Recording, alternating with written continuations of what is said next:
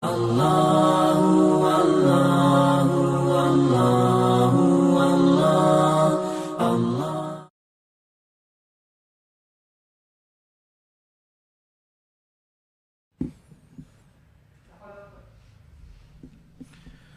Bismillahirrahmanirrahim. Assalamualaikum warahmatullahi wabarakatuh. Alhamdulillahi wassalatu wassalamu ala rasulillah wa ala alihi wa sahbihi wa sallama tasliman katsira. Wa asyhadu an la ilaha illallah wahdahu la syarika lah wa asyhadu anna Muhammadan abduhu wa rasuluh. Amma ba'du. Pemirsa Al-Muzanni dimanapun Anda berada, semoga Allah Subhanahu wa Ta'ala merahmati kita semua. Alhamdulillah, pada hari ini kita dipertemukan kembali oleh Allah Subhanahu wa Ta'ala dalam sebuah majelis yang telah direncanakan sebelumnya, yaitu majelis pembacaan buku biografi dari seorang yang dijuluki sebagai maestro dakwah, yaitu Muhammad Nasir, ya, rahimahullah ta'ala, salah satu pejuang dari negeri ini yang memiliki banyak sumbangsih terhadap bangsa, tidak hanya dalam kenegaraan, bahkan juga dalam keagamaan. Bahkan beliau memiliki jasa yang sangat banyak, di mana beliau mengkader generasi muda di zaman tersebut, di zaman beliau, yang meneruskan jejak-jejak langkah beliau untuk menyampaikan kebenaran, membela Islam dan kaum muslimin. Bahkan jasa beliau sungguh luar biasa, sebagaimana yang akan nanti disebutkan, ya, maupun disebutkan di buku-buku yang lain mengenai biografi beliau, bahwa beliaulah, ya, dengan izin Allah Subhanahu wa Ta'ala yang menjadi sebab dari diberangkatkannya mahasiswa-mahasiswa Indonesia yang belajar agama di negeri Saudi Arabia, berkat lobby beliau langsung dengan Raja Faisal yang saat itu memang ingin berjumpa dengan beliau. Dan Raja Faisal bertanya kepada beliau, apa keinginan Anda wahai Muhammad Nasir? Maka Muhammad Nasir menyampaikan bahwa dia berkeinginan agar, ya, Raja Faisal mengizinkan anak-anak Indonesia untuk belajar agama langsung ke negeri Saudi Arabia, ke Mekah, ke Riyadh, ke Madinah, ke Qasim dan tempat yang lainnya. Sehingga dengan sebab itulah menjadi pintu terbukanya mahasiswa Indonesia sejak zaman beliau saat itu diizinkan oleh Raja Faisal hingga hari ini. Banyak mahasiswa Indonesia yang mendaftar di berbagai kampus maupun di halaqah-halaqah ilmu yang diasuh oleh para ulama di negeri Saudi Arabia. Berikutnya juga beliau juga berjasa akan tersebarnya dakwah Ahlussunnati wal Jamaah di negeri Indonesia, yaitu tepatnya ketika beliau menjadi salah satu sebab lobby beliau kepada pemerintah Saudi Arabia sehingga dibukakannya lah, ya, yaitu Lembaga Ilmu Pengetahuan Agama Islam dan Bahasa Arab, atau yang lebih dikenal dengan LIPIA Jakarta, dan saat ini bercabang-cabang di berbagai kota besar, di Banda Aceh, di Medan, di Surabaya, Makassar dan yang lainnya, sehingga lahirlah anak-anak Indonesia yang mendakwahkan bahasa Arab, mendakwahkan agama Islam, mengajarkan dinul Islam kepada kaum muslimin di sini maupun di tempat yang lain. Walhamdulillah, ini semua adalah dikarenakan jasa beliau. Maka sungguh tidak, ya, dianggap bersyukur kepada Allah orang yang la yashkurun nas, yang tidak berterima kasih kepada manusia. Maka kita ucapkan jazahullahu khairan, semoga Allah membalas Bapak Muhammad Nasir dengan segala kebaikan. Maka dengan sebab beliau tersebarlah dakwah Ahlussunnati wal Jamaah yang menyampaikan kepada kaum muslimin kitab-kitab para ulama, kitab-kitab Syekh Muhammad bin Abdul Wahab, kitab-kitab Syekhul Islam Ibn Taimiyah dan yang lainnya, sehingga tersebarlah dakwah Ahlussunnati wal Jamaah disebabkan dakwah anak-anak muda yang belajar di negeri Saudi Arabia dan juga di LIPIA Jakarta, yang itu merupakan sebab jasa beliau. Alhamdulillah. Oleh karena itu kita perlu kiranya untuk membaca biografi beliau, dikarenakan, ya, banyak sekali keutamaan. Oleh karena itulah Umar bin Khattab, sebagaimana yang dikutip di kitab Ainul Adab Wasiyasah, menyatakan hendaknya kalian, ya, mengetahui, mengenal, membaca kisah-kisah orang saleh, karena di dalamnya terdapat keutamaan. Demikian pula yang dianjurkan oleh para ulama kita saat ini, semisal Syekh As-Sadahan, yang beliau menyatakan para ulama menaruh perhatian terhadap biografi individu-individu orang saleh yang memiliki keutamaan. Ya, oleh karena itu, ya, kita perlu kiranya untuk mempelajari bagaimana sejarah, pemikiran, ya, perjuangan kepribadian dari, ya, sosok yang sangat luar biasa ini, wala uzaki alallahi ahada, yaitu Bapak Muhammad Nasir rahimahullah taala. Ya, akan sangat terlalu, ya, hal yang sangat disayangkan jika anak negeri, terlebih lagi mereka yang berkecimpung dalam dakwah, namun mereka tidak mengetahui sejarah pendahulu mereka dalam dakwah, ya, dalam dakwah yang penuh dengan segala kesusahan, tentunya tidak dalam keadaan dimudahkan seperti saat ini. Maka kita perlu kiranya untuk belajar dari beliau. Tentunya apa yang ada pada diri beliau tentunya tidak sempurna sebagaimana manusia pada umumnya. Namun, ya, kita mengambil segala kebaikan-kebaikan yang ada pada beliau, sebagaimana para ulama pun juga tidak sempurna. Ya, mereka juga pun tidak luput dari berbagai kekeliruan, kesalahan, dan ini biasa. Ya, semoga Allah Subhanahu wa taala mengampuni beliau dan mengampuni kita. Kita langsung saja, karena, ya, berbagai kata pengantar yang sangat panjang di buku ini, kita masuk ke halaman 1 di prolog dakwah ilallah. Ya, ini adalah surat beliau yang beliau tulis pada silaturahmi 24 tahun berdirinya DDI, Dewan Dakwah Islamiyah, yang ditulis pada tahun 1991 atau beberapa tahun menjelang wafatnya beliau, ya, rahimahullah taala. Ya, lihat di situ halaman 1, dakwah ilallah, dakwah mengajak manusia kepada Allah, ya, oleh M. Nasir.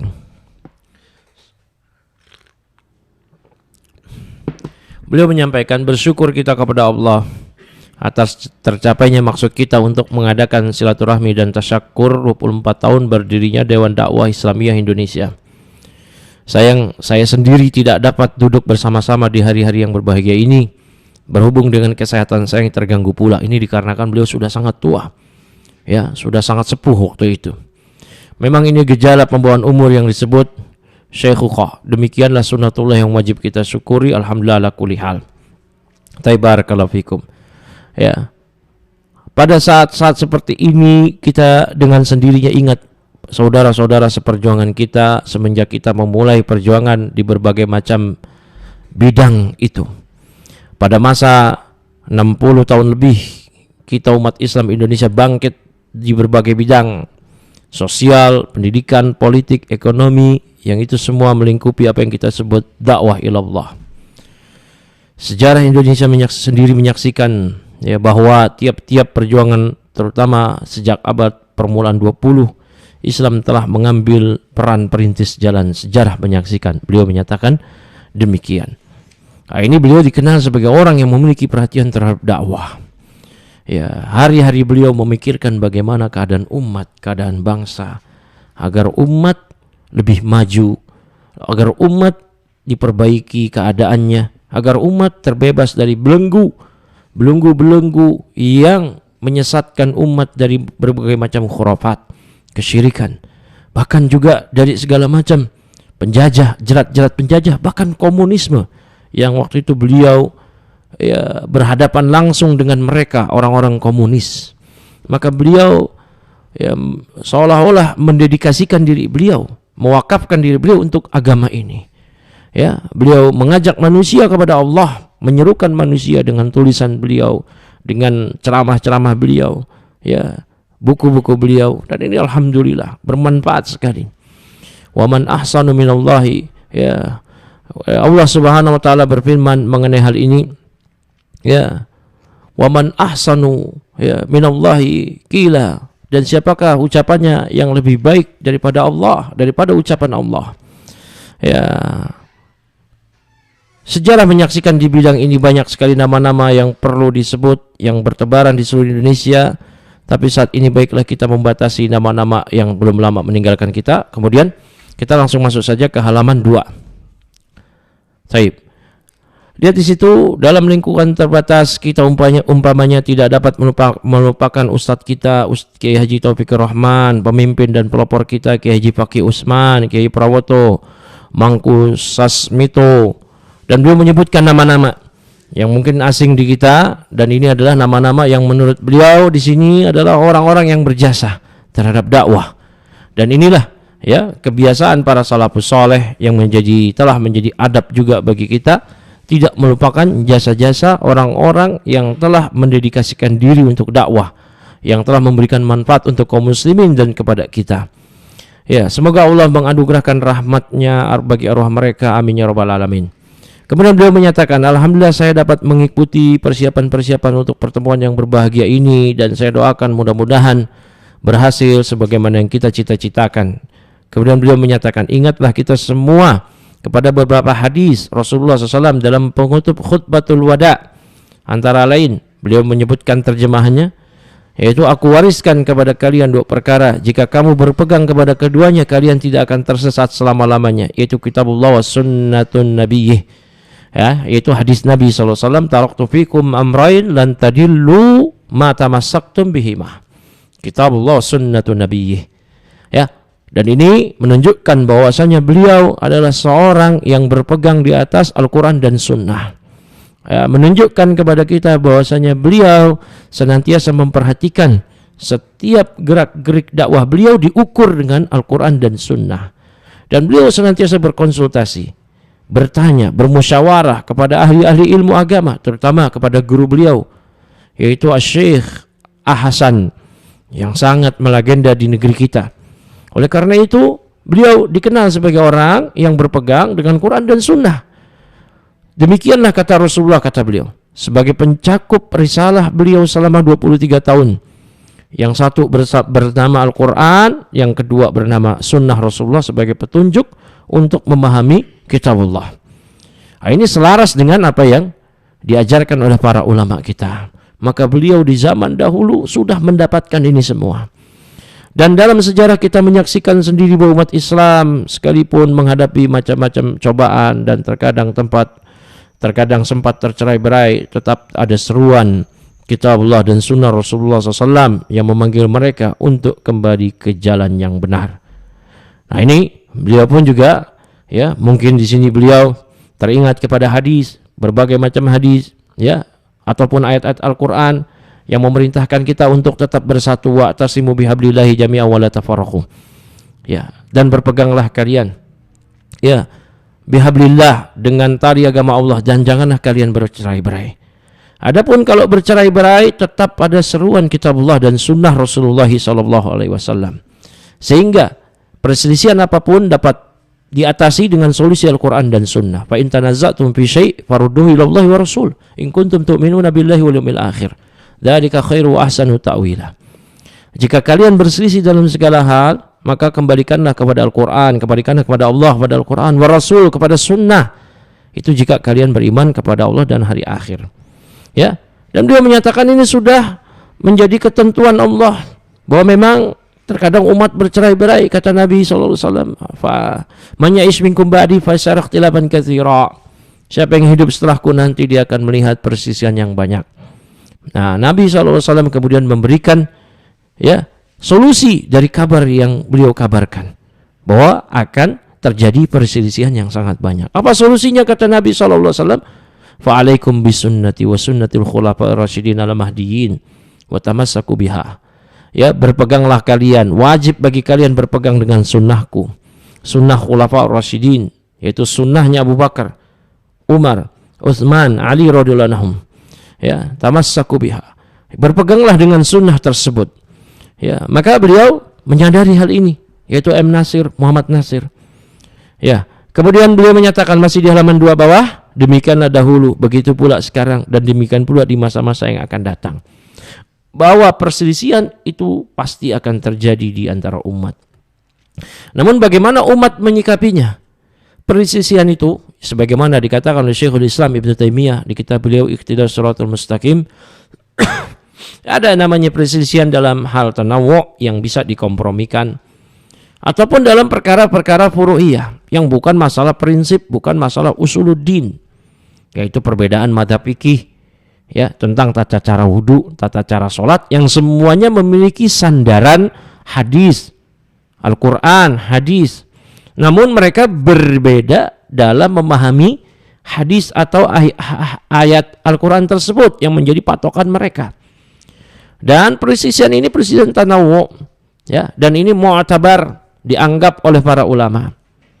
Nah, adapun perselisihan yang tidak diperbolehkan, yang harus merujuk semuanya kepada kebenaran yaitu Al-Quran dan Sunnah, yaitu ya khilaf tadad, perselisihan yang tidak mungkin dikompromikan dan harus merujuk kepada kebenaran.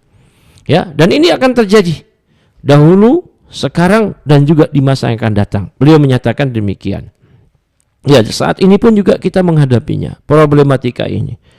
Ya, namun kalau kita menyadari bahwasanya khasanah ilmiah dunia keislaman ini memang demikian karena beragam pendapat, beragam pemahaman, namun yang terpenting perselisihan tersebut bukan pada perkara usul, perkara prinsip, maka itu dipersilahkan selama memiliki sandaran yang kuat. Adapun bagaimana pendapat yang paling dekat dengan kebenaran ataupun yang dekat dengan kebenaran ataupun yang tidak dekat dengan kebenaran, ini dikembalikan kepada para ulama. Ya, kemudian ya di halaman 2 bawah beliau menyatakan dalam khutbatul wada itu pula kita masih ingat bagaimana Rasulullah SAW menunjukkan perhatian kita kepada satu kalimat, yaitu sesungguhnya masa berubah, zaman berganti. Nah, dalam hidup di dunia ini perubahan masa, pergantian zaman tetap berlaku sesuai dengan firman ilahi bahwa hidup adalah cobaan dan ujian. Dan sungguh kami akan uji kamu sekalian dengan kesusahan dan kesenangan ya sebagai ujian. Yang satu tidak dapat dipisahkan dari yang lainnya, dua-duanya berjalan bersamaan atau berganti-ganti. Itulah arti hidup. Masya Allah. Kadang-kadang kita diuji dengan rasa kesenangan, ada kalanya kita diuji dengan rasa keputus asa. Keduanya adalah ujian, apakah kita dapat mengatasi perasaan itu atau tidak. Subhanallah. Ya, di sini Muhammad Nasir hendak mengajak kepada kita untuk tetap kepada iman kepada Allah, ya, bersyukur, bersabar, bersyukur ketika mendapatkan kesenangan, bersabar ketika mendapatkan ya kesusahan. Nabi SAW bersabda, ajaban li amril mu'min, sungguh mengagumkan perkara seorang mukmin. Inna amrahu kullahu khairun, kata Nabi SAW. Perkara mukmin ini semuanya adalah kebaikan. Ya, semuanya adalah kebaikan. Walaysa dzaka illa lil mu'min, dan itu tidaklah ada kecuali pada sosok seorang mukmin. In asabathu sarra syakara fakana khairulah. Kalau dia mendapatkan kebaikan, kesenangan, dia bersyukur, maka itu baik buat dia. Wa in asabathu darra sabara fakana khairulah.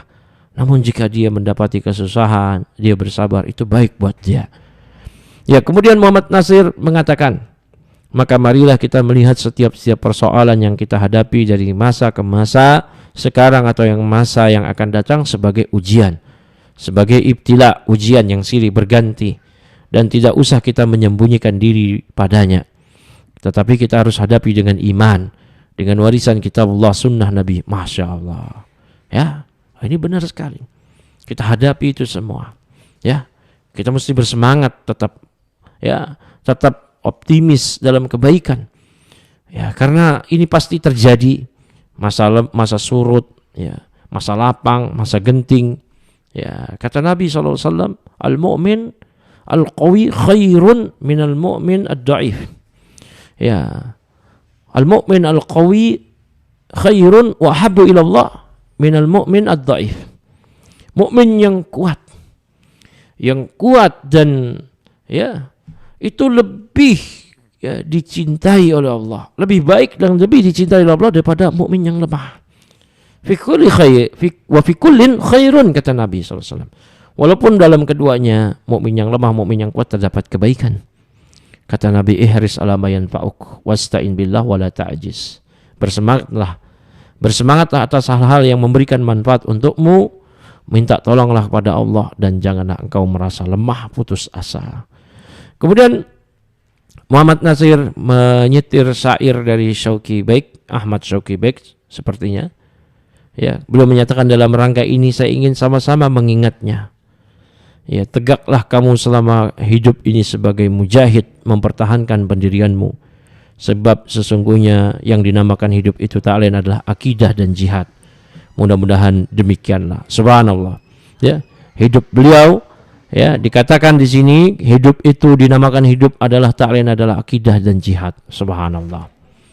Ya, kemudian kita masuk ke halaman ke-6. Nah, ini kita masuk kepada biografi beliau. Ya, Alahan Panjang sampai Bandung. Ya, lihat di situ menumpang sekolah. Ya, kita akan bacakan dan kita akan ya resapi di sanubari kita bagaimana perjuangan beliau. Ya, penulis biografi ini berkata Muhammad Nasir, sering ditulis M. Nasir, dan pada papan nama di atas rumahnya di jalan ya Hos Cokro Aminoto 46 Jakarta tertulis Mohad Nasir, MOHD Nasir.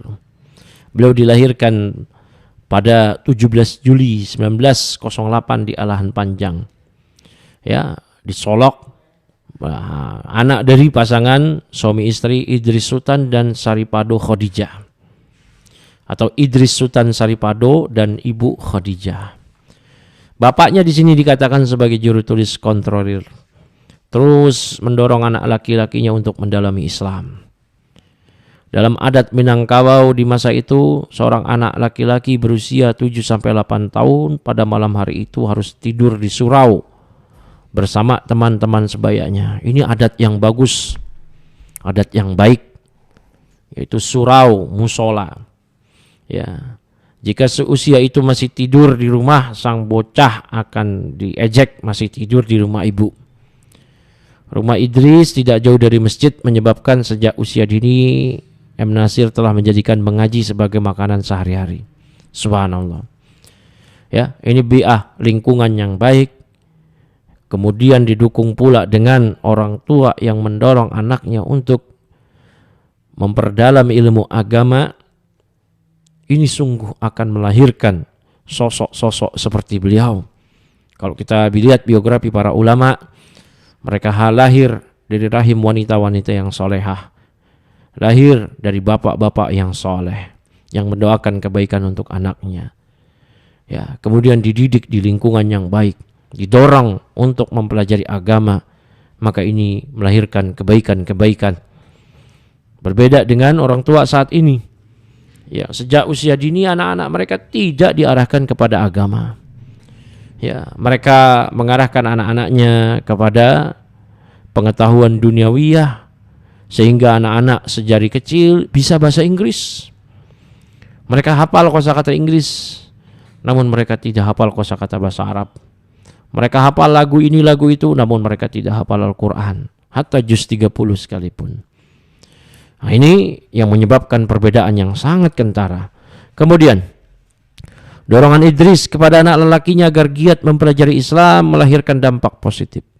Nasir sejak kecil terdorong untuk mengikuti pelajaran di pendidikan formal. Nasir sangat berhasrat untuk mengikuti pendidikan di sekolah dasar yang disebut dengan HIS. Ya, dobet pengucapannya saya kurang mengetahui, ini bahasa Belanda, Hollands, Inlands, Holland. Nah, ini dobet pengucapannya, wallahu alam. Ya, karena kita tidak pernah belajar bahasa Belanda. Ya. Nah, di sini disebutkan ya gaji ayahnya itu yang cuma sebagai juru tulis tidak cukup untuk membiayai sekolah di HIS. Di masa itulah Nasir menumpang belajar di sekolah 2, di kelas 2. Sekolah 2 artinya sekolah rakyat yang bahasa pengantarnya Melayu, bukan bahasa Belanda. Ya. Ya, kemudian kita masuk ke halaman 7 ya. Di situ setelah diceritakan bagaimana kisah Nasir belajar ya sampai di halaman 7. Ya, di pertengahan pada belasan abad pertama ke-20 beberapa pemimpin pergerakan makin menyadari nasib mereka sebagai bangsa terjajah karena saat itu masa kolonial. Ya, kaum kafir Belanda penjajah datang ke negeri kita, merampas harta kita, memperbudak orang-orang tua kita, membunuhi pejuang-pejuang kita. Ya, mereka mulai tergerak untuk mencerdaskan kehidupan anak bangsa terjajah dengan mendirikan sekolah-sekolah partikelir. Dengan ikhtiar usaha itu, para pemimpin pergerakan sekaligus menemukan jalan keluar bagi anak-anak bangsa yang tidak dapat diterima di sekolah his milik pemerintah. Di Padang, para pemimpin itu mendirikan His Adabiyah, sebuah sekolah swasta yang waktu belajarnya adalah sore hari. Nah, ini penting juga untuk kita tiru, ya, bahwa terkadang kita mesti ada beberapa orang yang memikirkan kelangsungan kehidupan anak-anak, ya, kehidupan pendidikan anak-anak kaum muslimin. Terlebih di masa itu mirip dengan masa saat ini. Di masa itu dikatakan bahwasanya sekolah-sekolah bagus hanya bisa dimasuki oleh anak-anak orang kaya. Saat ini pun juga demikian. Pesantren-pesantren bagus mungkin hanya bisa dimasuki oleh orang-orang yang mampu untuk membayar iuran, SPP, registrasi dan seterusnya yang besar. Nah, sekiranya mesti ada juga orang-orang yang tergerak untuk memfasilitasi anak-anak yang tidak mampu. Ya, siapa tahu di antara mereka memiliki potensi yang sangat besar. Ya, sehingga lahirlah orang-orang yang akan memiliki dedikasi tinggi, berjasa kepada umat dan negeri ini. Maka di antara kaum muslimin sepatutnya memikirkan hal itu. Ya, barakallahu fikum. Kemudian kita masuk ke halaman berikutnya setelah diceritakan Nasir mulai masuk ke His Adabiyah. His Adabiyah itu adalah sekolah yang didirikan oleh para pemikir, ya, untuk memberikan solusi sekaligus alternatif bagi anak-anak kaum muslimin yang tidak mampu sekolah di sekolah mahal. Ya, lihat di halaman 8 atas, His Adabiyah. Semuanya para pejuang yang sangat ingin melihat anak-anak didiknya maju. Otak Nasir juga tidak tumpul, ditambah rasa geram lantaran ditolak masuk sekolah pemerintah karena tidak ada biaya. Maka Nasir bersungguh-sungguh belajar di His Adabiyah supaya bisa meraih prestasi terbaik. Baru sebulan, ya, sekolah di situ, tersiar kabar pemerintah membuka His di Solok, daerah Sumatera Barat. Pada saat yang hampir bersamaan, ayahanda Nasir dipindah tugaskan ke Alahan Panjang, daerah Sumatera Barat juga mungkin. Maka Idris dengan bersemangat, bapaknya Nasir membawa anak laki-lakinya itu mendaftar di His Solok. Nah, ini kita dapat pelajaran bahwa ayahanda Muhammad Nasir, yaitu Bapak Idris, walaupun dia sadar dengan ketidakmampuannya dari sisi harta, namun dia tidak pernah putus asa untuk berupaya menyekolahkan anaknya ke tempat pendidikan yang terbaik. Dan ini pula yang harus ada pada setiap ayah-ayah kaum muslimin.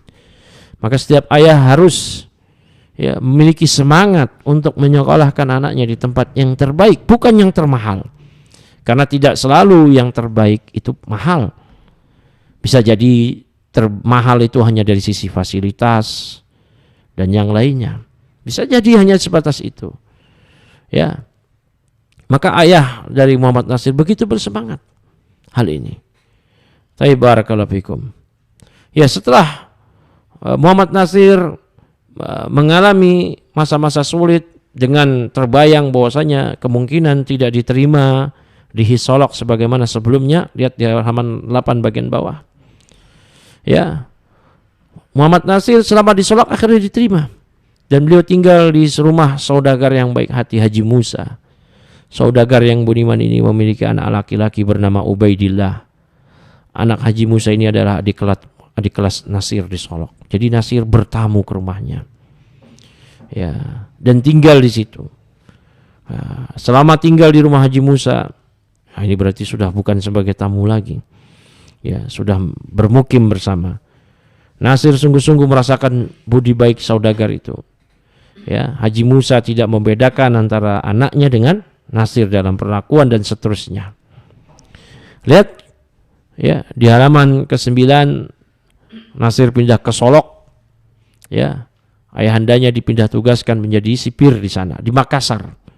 Ya, kemudian lihat di berikutnya, selain belajar di His, Pagi hari, di siang hari Nasir belajar di madrasah diniyah.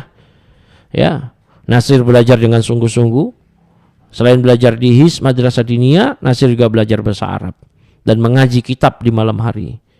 Ya, mempelajari, Nasir rajin belajar, para guru tertarik, maka kepada Nasir diberikan pelajaran tambahan, membaca kitab gundul.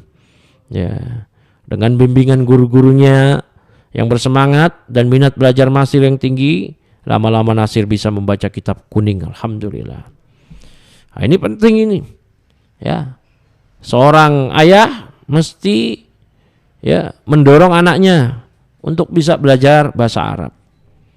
Dan bagaimana lihat Nasir ini di awal pertumbuhannya, dia memulai dengan belajar bahasa Arab sehingga dia bisa membaca buku-buku ulama yang dengan petuah-petuah ulama di kitab-kitab akan menjadi inspirasi bagi Muhammad Nasir sehingga membimbing kehidupannya.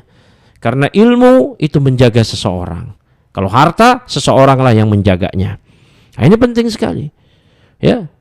Saat ini bahasa Arab ditinggalkan oleh kaum muslimin. Mereka lebih tertarik dengan belajar bahasa Inggris. Memang boleh belajar bahasa Inggris. Ya. Kalau memang ada kebutuhan untuk urusan dunia atau urusan agama karena ingin berdakwah di negeri-negeri yang berbahasa Inggris. Ya, namun sebaiknya seorang muslim ya, jika tidak ada kebutuhan terkait duniawiyah ataupun diniyah, sebaiknya seorang muslim berkonsentrasi di bahasa Arab, belajar bahasa Arab. Semampu dia belajar. Ya. Memang para ulama berselisih pendapat hukum belajar bahasa Arab. Namun tidak lepas dari dua hal. Apakah fardu kifayah atau fardu ain? Imam Syafi'i menyatakan fardu ain. Ya, fa'ala kulli muslim ay yata'allama min lisanil Arab ma balagha juhduh, kata Imam Syafi'i. Maka wajib bagi setiap muslim mempelajari bahasa Arab. Ya, semampu dia. Ini penting ini, karena bahasa Arab adalah bahasa Al-Qur'an. Inna anzalnahu Qur'anan Arabiyyan la'allakum ta'qilun. Kami turunkan Al-Qur'an ini dalam bahasa Arab agar kalian berpikir. Ya, wa innahu latanzilu rabbil alamin. Ya, nazala bihi ruhul amin ala qalbika litakuna minal munzirin bilisanin arabiyyin mubin. Ya, bahasa Arab ini dengan Al-Qur'an ini dengan bahasa Arab. Maka bagaimana mungkin seorang muslim bisa memahami Al-Qur'an tanpa bisa bahasa Arab? Ya, sementara Allah memerintahkan kita untuk mentadaburi Al-Qur'an. Afala yatadabbaruna Al-Qur'an am ala qulubin aqfaluha? Apakah mereka tidak mentadaburi Al-Qur'an ataukah di kalbu mereka terdapat penutupnya? Maka kata para ulama, ma la yatimu al-wajibu illa bihi fa huwa wajibun. Ya, sebuah faktor, yaitu faktor di sini adalah sesuatu hal yang tidak akan bisa sempurna, ya, yaitu suatu hal wajibnya mentadaburi Al-Qur'an tidak akan sempurna kecuali dengan suatu faktor, maka faktor tersebut adalah wajib. Ya, mentadaburi Al-Qur'an tidak akan mungkin tergapai kecuali dengan belajar bahasa Arab, maka belajar bahasa Arab adalah wajib. Kita akan lanjutkan lagi ya kisah ini insyaallah ya, di pertemuan berikutnya. Subhanakallah bihamdika asyhadu an la ilaha illa anta astaghfiruka wa atubu ilaik. Assalamualaikum warahmatullahi wabarakatuh.